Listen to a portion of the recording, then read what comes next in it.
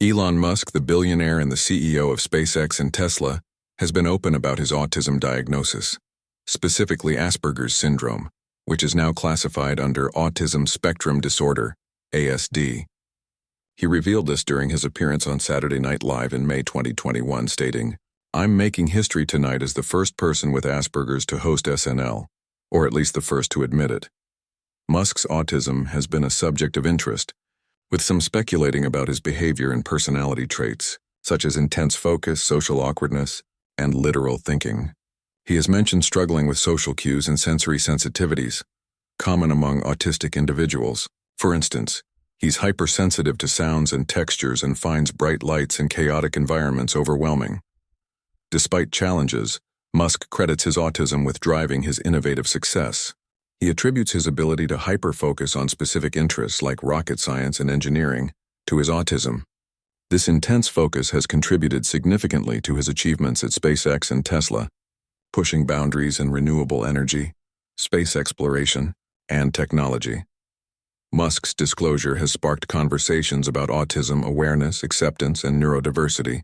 By sharing his experience, he's humanized autism, showcasing that autistic individuals can achieve remarkable success. His story challenges stereotypes and highlights unique strengths associated with autism, such as creativity, innovation, and attention to detail. However, Musk's autism isn't without controversy. Some critics view his disclosure as a strategic PR move, while others debate whether his behavior is autistic traits or simply billionaire eccentricity. Musk himself acknowledges autism as a superpower that shapes his perspective and work, saying that that's just how my brain works. Musk's openness has inspired many, encouraging autistic individuals to embrace their differences and pursue ambitious goals. As a prominent figure, he's contributed to breaking down stigmas and promoting inclusivity for neurodiverse individuals. Stay with us. Perhaps the facts in this video may change your life forever. The existential symphony of the solitary mind. What if you woke up in a world that speaks a language you were never taught? Is the problem a deficit in the brain, or a failure of society to listen? An inquiry into neurodiversity, logic, and the limits of normalcy, the threshold of being and the atypical perception. In the vast theater of human existence, where social cues serve as the universal script, autism emerges not as a deficit, but as a radically different mode of being. It is a philosophical mirror reflecting the fragility of our collective definition of normalcy, urging us to ponder the profound depths of subjectivity and the boundaries of consciousness. We are faced with minds that process the world's algorithms in a unique configuration, perceiving granular details that the hurried, generalized eye often misses.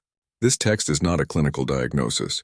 It is an endeavor to map the neuronal and spiritual cartography of this divergent existence, a deep dive into philosophy and psychology to grasp how the autistic individual experiences the cosmos and how they articulate their selfhood in the silence of conventional language.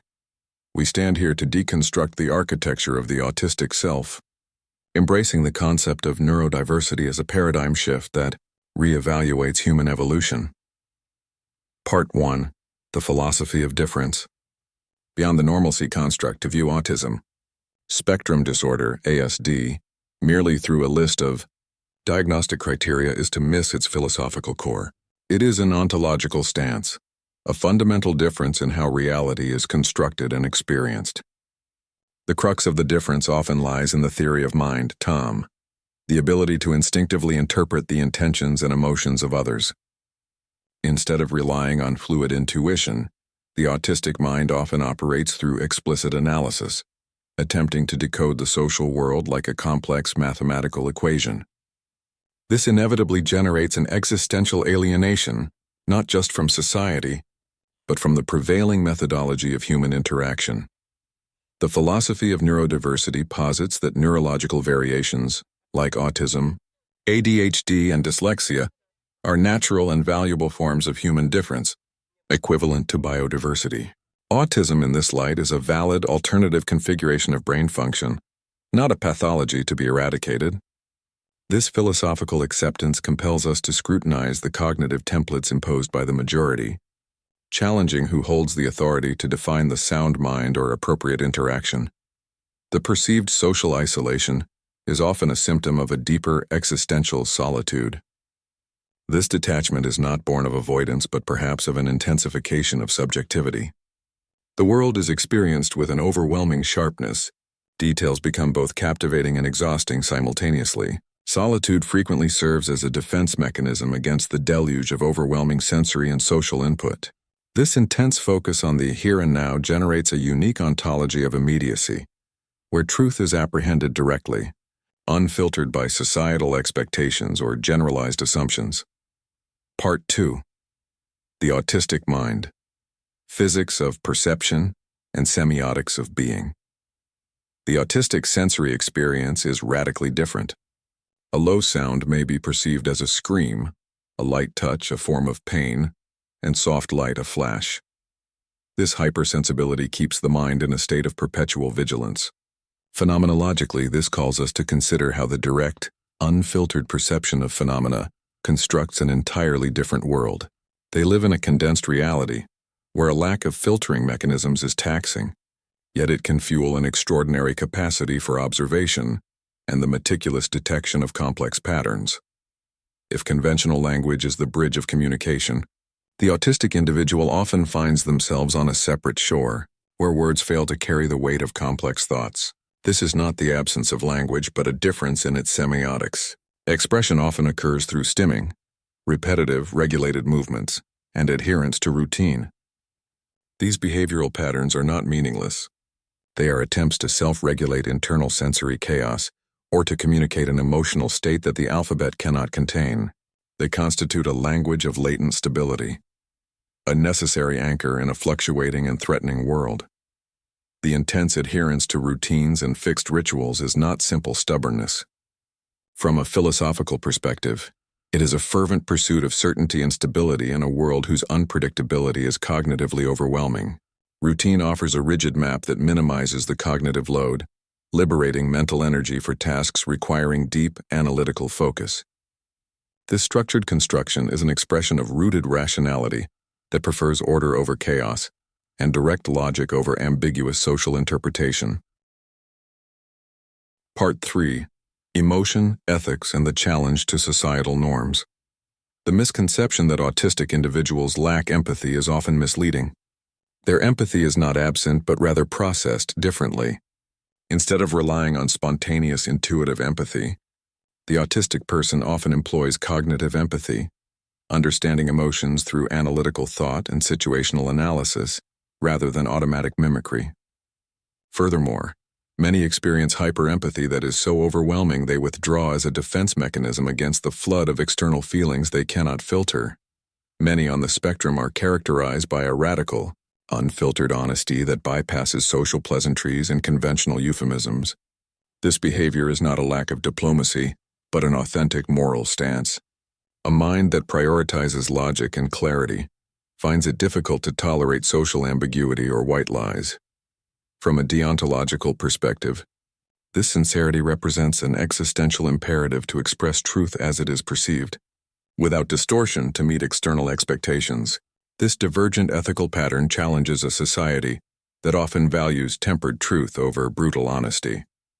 The philosophical discourse must culminate in the discussion of societal responsibility. The goal is not just accommodation, but deliberate and respectful integration. The problem is not the inability of the autistic person to communicate, but the inability of society to absorb a different communication pattern. The responsibility lies in dismantling sensory and social barriers, providing spaces that allow the autistic mind to flourish and express its unique talents. This is the essence of cognitive justice, the recognition that the right way to think is not singular. Part 4. Autism and Achievement. The Architecture of Divergent Genius.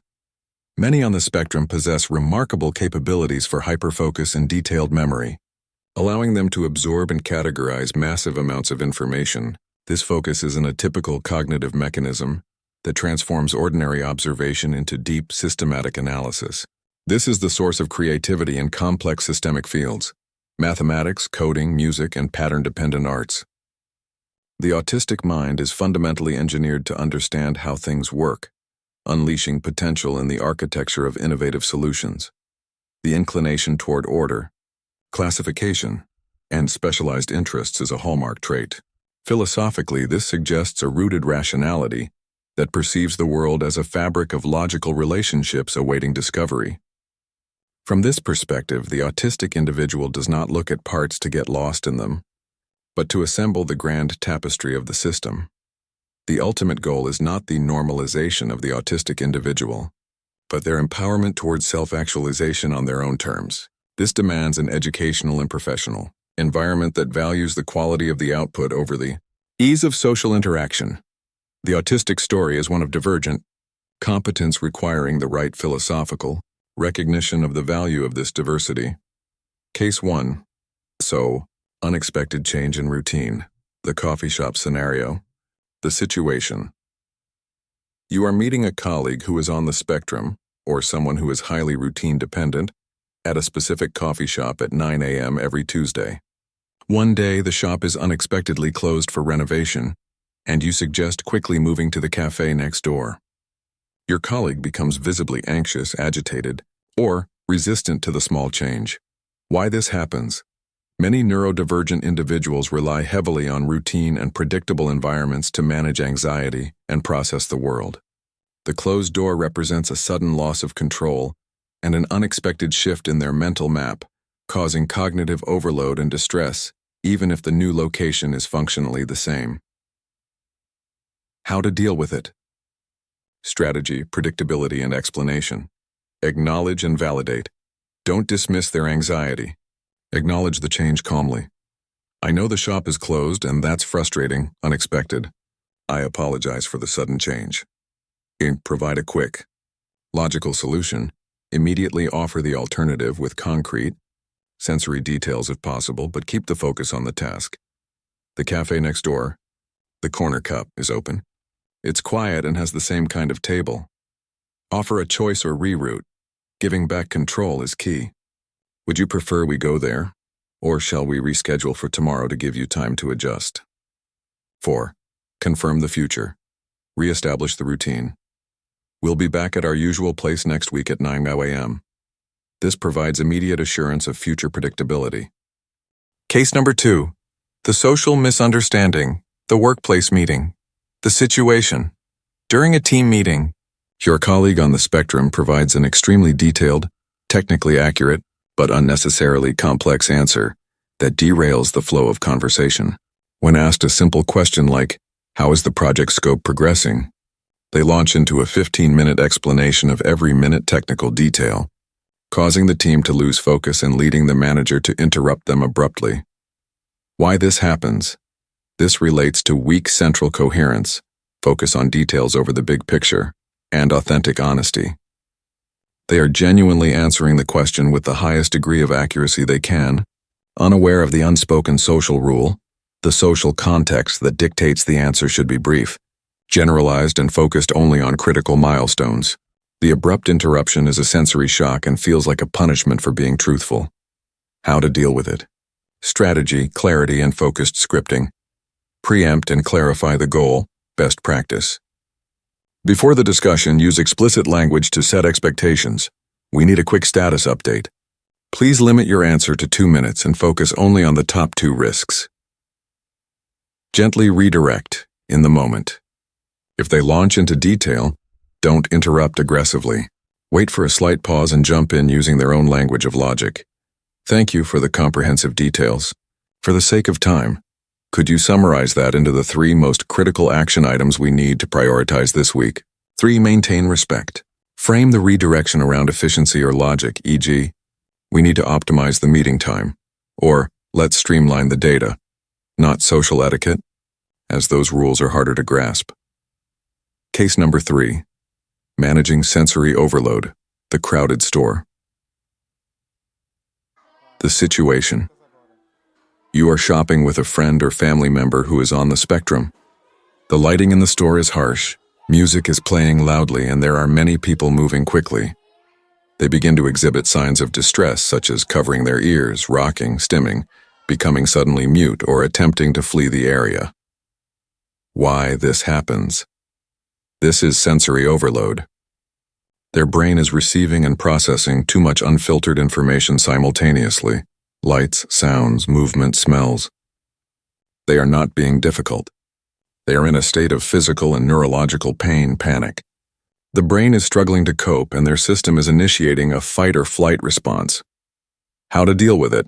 Strategy: remove, regulate, recover. Immediate removal. The priority is to escape the sensory trigger. Do not try to reason or talk extensively. Say clearly, "Let's go outside to the car now." Guide them quickly but gently to a safe, quiet, and dimly lit space. Respect regulation, stimming. Allow them to stim. Rock, flap hands, pace without judgment. Stimming is their self-regulating mechanism to calm the nervous system. Minimize communication. Use short, simple, direct phrases, or remain silent. Questions like, "Are you okay?" are too complex during panic. Instead, state a fact. "We are safe. It is quiet now." Offer a simple comfort. "Would you like water?" First, you wait for recovery. Do not re-enter the high sensory environment until they are fully calm and verbally or non-verbally indicate they are ready, which might take significant time. Case number 4, the communication. Breakdown and meltdown, the homework scenario. Beat these. Situation. A 7-year-old child on the spectrum is asked to sit down and start their homework, which involves writing. The child immediately begins screaming, pushing the paper away, hitting the table, and collapsing on the floor, seemingly escalating into a full meltdown over a simple demand. Why this happens? This is rarely about the homework itself. The demand to write may trigger several underlying issues simultaneously. Executive function. Overload. The task, "do homework," is too vague. The child sees a big, overwhelming task, not a series of small steps. Sensory aversion. The sound of the pencil scratching, the feeling of the pencil grip, the fluorescent lighting, or the uncomfortable chair may be overwhelming them. Communication gap. The child cannot verbally express, "I'm overwhelmed," or "my hand hurts," so their only means of communication is the physical outburst. How to deal with it? Strategy: reduce, visualize, regulate. Dealing with a meltdown requires a shift from demanding compliance to providing regulation and clarity. Immediate removal of demand. Do not try to force the work or talk through the crisis. The brain is in fight or flight. Simply remove the paper, put the pencil away, and lower your voice. Sensory intervention. Guide the child, if safe, to a calm, low-sensory space, e.g., a quiet corner under a weighted blanket or in a calm-down tent. Offer a regulator. Offer a preferred calming tool. Do you need your fidget toy? Or would you like deep pressure, a hug, or firm squeeze? Wait for calm. Once the child is calm, avoid lecturing about the meltdown. Focus only on moving forward. Break down the task, the first-then rule. Use visual aids, a whiteboard, index cards, or a timer to simplify the process. Instead of "do your homework," break it down into tiny, manageable steps. First we will do only one math problem. Then, we will have 5 minutes to jump on the trampoline. Check for sensory aversion. Directly ask or observe. Does the pencil feel scratchy? Let's try the foam grip instead. Or, let's move to the kitchen table where the light is better. Functional communication, prevention. Teach replacement skills. Once calm, teach the child acceptable ways to signal distress before it escalates. Show them a break card or teach them the simple phrase, "I need a break." Model the emotion. State the feeling simply so they can connect the physical state to the word. "I see you were feeling overwhelmed by the writing. Next time, let's use the break card first." The goal is to teach the child that communicating their need is effective, but melting down is not the only option. Conclusion. An ode to difference. The final contemplation reveals that autism is less of a barrier and more of a philosophical vastness for existence and thought. It is a challenge to all of us to redefine humanity beyond the rigid confines of typical interaction. The integration of scientific knowledge with philosophical insight establishes the groundwork for a profound dialogue that views the autistic person not as a patient to be cured, but as a divergent self to be understood and revered. The future lies in cultivating a humanist philosophy that recognizes the true strength of civilization rests in the diversity of its minds, and its capacity to embrace those voices that sing the solitary symphony of existence with notes that may be different, yet are fundamentally astonishing and authentic. We must learn to listen to their silence, observe their detailed world, and honor their existential truth.